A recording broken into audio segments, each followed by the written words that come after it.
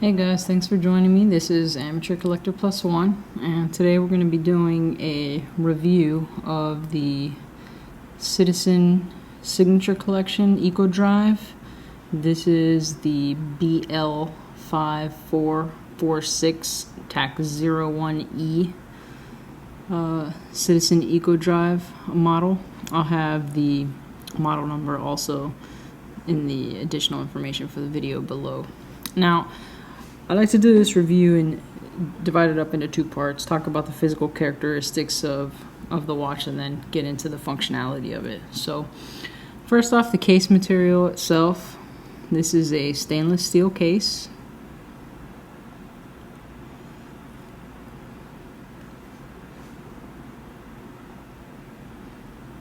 It's very nice looking. You've got your brushed stainless steel here on the sides.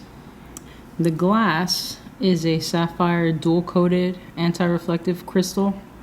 I think it's going to be hard to get this on the video, but one of the nice things about it is that, you know, when I look down at it, it almost looks like it's not there at times, like the glass is falling out or something. I mean, that's really how clear the dual-coated sapphire glass is. So they've done a really good job with it being anti-reflective. It's really easy to look down and forget it's there, or think that it's not there. So that's really beautifully done. The case itself is 43 millimeter diameter case. It is 12 millimeters thick,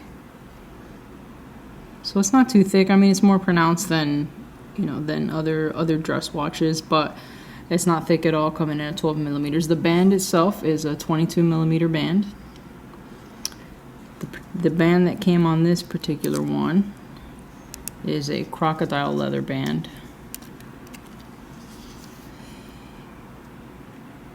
Very, very nice. And the clasp is a fold-over buckle. So you put it to where you want it, and then that's going to buckle down. You've got your dual clip release here on the side.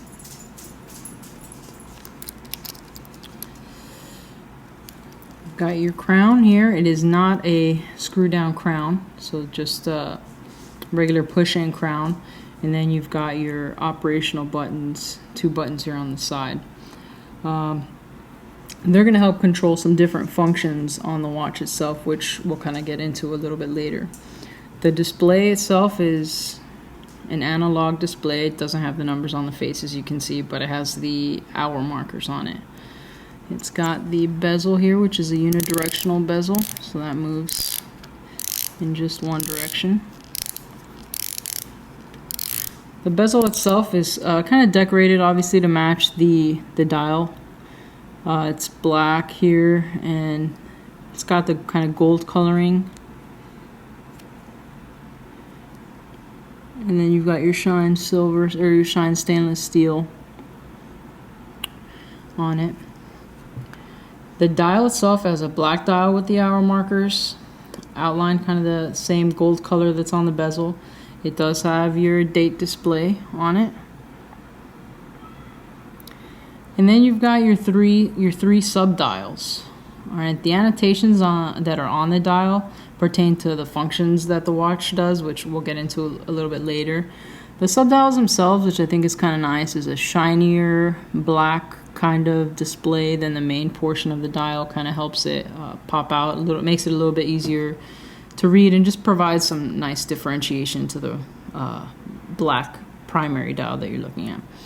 Your hour, minute, and second hands have the same kind of gold coloring outline on them, but your hour and your minute hand, along with your hour markers, are luminescent, so they will shine very bright when it's in the dark, which is really nice. It makes it easier to read. The tip of the second hand has that red marking along the outside that helps it stick out from the rest of the dial and makes it easy to follow. And I just think it's a nice addition to the black backdrop there on the main dial of the watch. Now your three sub dials that you're looking at, you've got your 24-hour sub dial, your chronograph subdial, which also helps figure out the leap years because it's a perpetual calendar, so it can be used continuously. And then you've got your function mode subdial down here. So some of that marking that's on the dial helps with the functions. You see you've got your on and off here. That's going to pertain to the alarm, which we'll get into a little bit later. Your set, stop, and charge. Now it is rated water resistant 200 meters. As I mentioned before, this is not a screw down crown. So, I mean, I wouldn't do or get into any water sports with it, particularly obviously with the leather strap also, but you can change that out. But it is rated 200 meter water resistant. The back is engraved. You've got your laser engraving here with the Citizen Eco Drive logo, signature collection, and then all the serial information and the movement information for the watch. So it's very, very handsome looking on the back. It's a nice touch to everything. All right, so let's get into the functions of the watch. Okay, the movement itself is a Japanese quartz. It is solar powered. I mean, that's the gist of the Citizen Eco Drive collection. Not necessarily anything that's new, but it is something that they launched in 1995. So you won't ever have to replace the batteries on the watch, which is nice. The other nice function is that when it is low, the second hand will shift around and it will point to the charge annotation on the dial.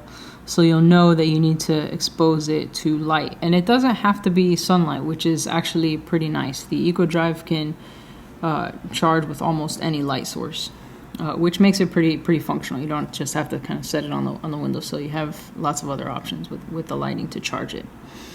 Now, the watch itself has 4 primary functions. Okay, it has time, obviously, your primary time. You've got the chronograph function, what's known as local time function on here, the second one.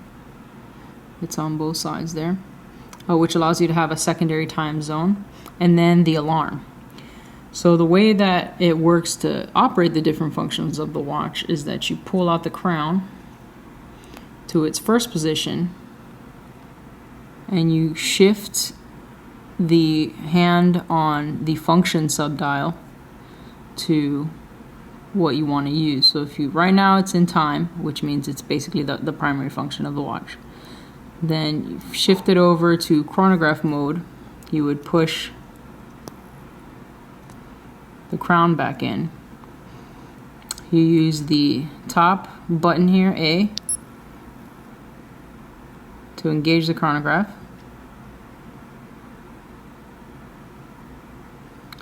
And you have your chronograph subdial up here, which would be marking your, not only your minutes, but also to 1/20th of a second. Push the top crown again, the top button to stop it. You can push and hold to see that 1/20th of a second.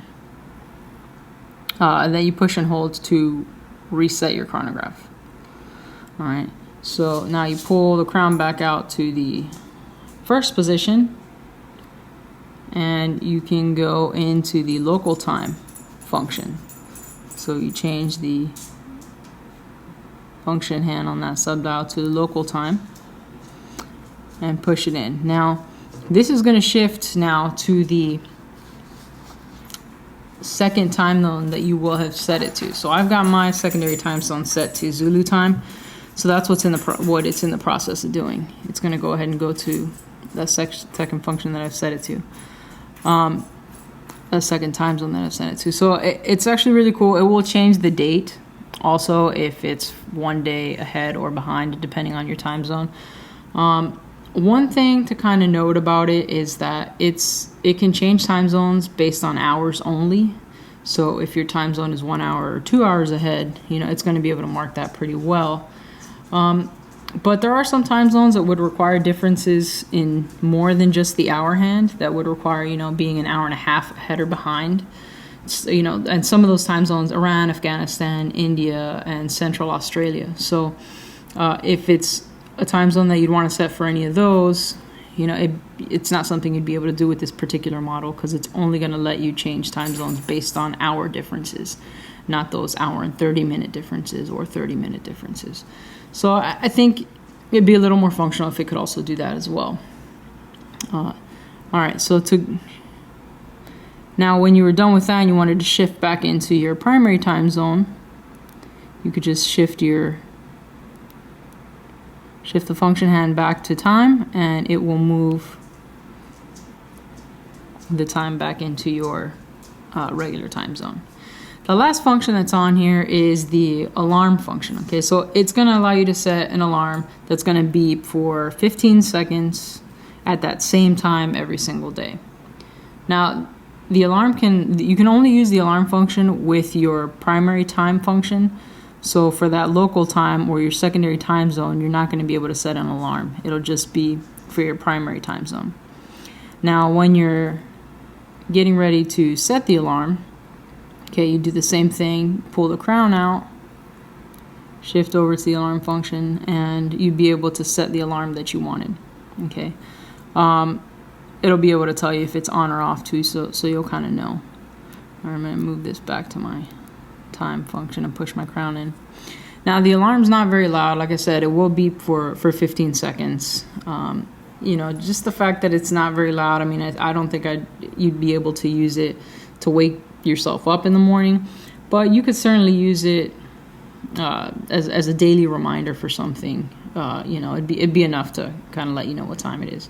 I guess if you're a light sleeper, you'd also be able to use the alarm.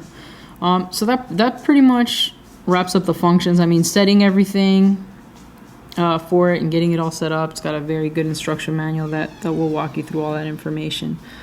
So that's certainly not a challenge at all. Now I'd like to just kind of put this on so you can see it on here. Put this on.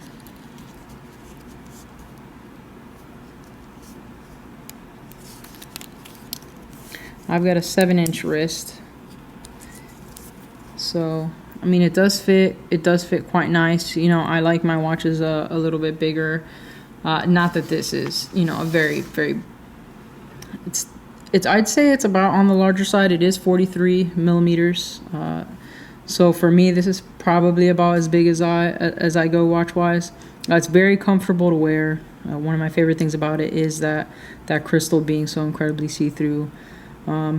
And it just does a lot of neat stuff. I mean, I do certainly appreciate all the functions. I'm still trying to kind of get used to them. So I like it. I think it's pretty well worth it. Now this particular watch retails for $975. You can certainly find it cheaper other places. It is just the Japanese quartz movement. It is eco drive though also, you know, and I think the solar piece of it is pretty cool.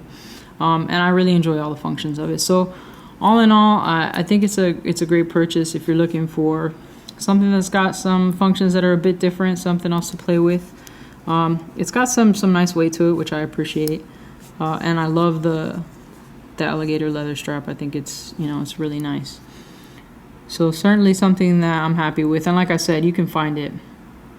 I think the cheapest I've seen it actually might even be, you know, in the 500 price range. So I think for the price, it's certainly a nice addition for anybody. But yeah, so I'll have the model number and the additional information below. And if anyone has any questions or comments on this, the Men's Citizen Signature Collection Perpetual Calendar Chronograph, just go ahead and post it in the comments below, and I'll get back to you. All right, well, thanks for watching this review.